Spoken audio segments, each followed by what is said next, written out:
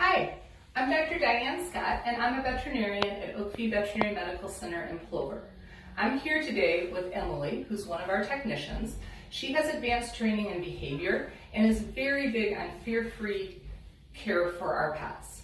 Our clinic uses fear-free techniques in handling dogs and cats to make their veterinary visits a little bit more positive.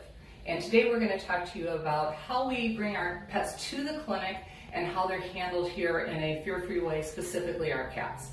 So Emily, why don't you tell us about that?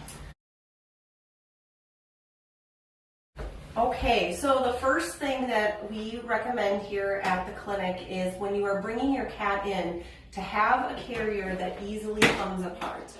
And it should be all hard-sided.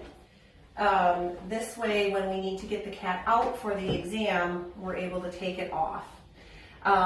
If cats that can be really stressed or fearful have carriers that are hard to get out of, it makes the experience much more traumatic for them. So we do recommend a carrier that can easily become apart if we need to work with the cat. That way we can actually work with the cat in the carrier if it feels comforted there. They do actually make carriers specific for that with the bottom that will slide out for the veterinary staff to work with. The second part is actually getting your cat used to the carrier. So one of the things that we recommend here is when you do first bring your cat home, to try to make that carrier positive and a comforting place for your cat. So we do recommend having a soft blanket or bed put in there for them. We recommend having the carrier out all the time in an area that the cat likes to be at or feels comfortable in. The other part that can be really helpful for transporting cats here to the clinic is using a product called Feel-Away.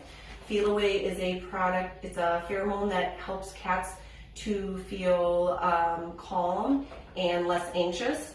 It comes in different forms that we utilize here. The one that works nice for your carrier is either the spray or the wipes. The wipes can be used to be wiped on the inside, and it's a little wipe that you'll use. You wipe the inside of the carrier down, let it sit for 10-15 minutes, and then hopefully then the product will be dispersed and the cat will start to feel calm in there. The spray also does work nice too, but it can be pretty potent. So again, do it 10 to 15 minutes before you put the cat in to the carrier. Another consideration when you bring your cat home and trying to get them used to the cat carrier is actually feeding your cat in the carrier. I recommend using something really high value, so either canned food, really smelly treats that the cat may like. If some cats are accustomed more to eating dry food, I do recommend that you work on having the dry food sitting right outside of the carrier in the bowl and feeding them used to it. And as the cat becomes more comfortable, you can put the food bowl in further and further. The other option is to also just play a game with your cat and throw treats into the carrier without actually shutting your cat in so it doesn't get them into panic mode. But that there teaches your cat that going in is positive and they can come out on their own without feeling scared or threatened. The other part to it when you get them used to the carrier then is actually keeping them closed in for a few minutes, so maybe for the remainder of their meal. Again, the goal is to let the cat out before they get nervous or panicked, and then they can come out and go on about with their day. So do you recommend having the carrier out in the house all the time or stored in the basement and only brought out at certain times? That's a good question. So I do recommend that we keep the cat carrier somewhere where the cat is going to spend a majority of its day, depending upon how your cat interacts with you. If they spend a lot of time in the living room, have it in the living room. Sometimes I tell people to actually put a blanket over it, so it's a little bit more of like a hide type box for them, comforting. But the goal is to keep it so that the carrier is out all the time, so it's not anything new or scary that they associate it with. And when they get ready to take their cat then, once it's used to the carrier, and put it in the car, what are some important techniques for that trip to the vet office? So the big things are to, like I had said earlier, utilize the Feel Away spray or wipes. When you're bringing your cat, sometimes having the carrier covered so that it's dark helps to keep things a little less stressful for them. The other part is when you're carrying the cat carrier, it's important to carry it all the way from the bottom. It's nice to carry with the handle, but that can be unsteady and scary for some pets. So a good idea is to just carry it all the way by the bottom. I recommend keeping them in a safe spot in your vehicle. A lot of these carriers like this actually have a seatbelt feature, so you can actually seatbelt them in. Also, when you're driving, sometimes putting on classical music or soft, like rock type music can help. Sometimes also not having any music at all is better. But that way it can help to kind of decrease the stress when you're driving them in.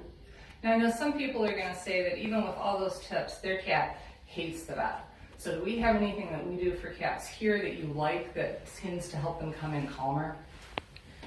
So one of the things that I recommend is actually bringing in their favorite treats or food, sometimes skipping a meal so that they're a little bit more hungry. We do have things here to help entice them to eat. The other things that we do here for some of our fear-free techniques, we do have music playing, we do have the Feel Away diffusers. The other part that is important, again, with the cat carrier is when we can take this carrier apart, the cat can still stay in the carrier while Dr. Scott does her exam, and we can keep the cat in here. And then for those cats that are beyond that and all of these techniques aren't enough, we will often dispense something like gabapentin, which is a mild sedative or anti-anxiety drug that you can give at home 2 to 3 hours before a vet visit so that they come in even happier. So our goal is not to cause them stress or anxiety or fear in our clinic. One of the other things that we will do here is to use towels. So sometimes if you have a bigger blanket in here, we will actually wrap them in what we call little kitty burritos. That is another way that we can decrease stress and anxiety by handling them and not making them feel fearful because our hands are on them.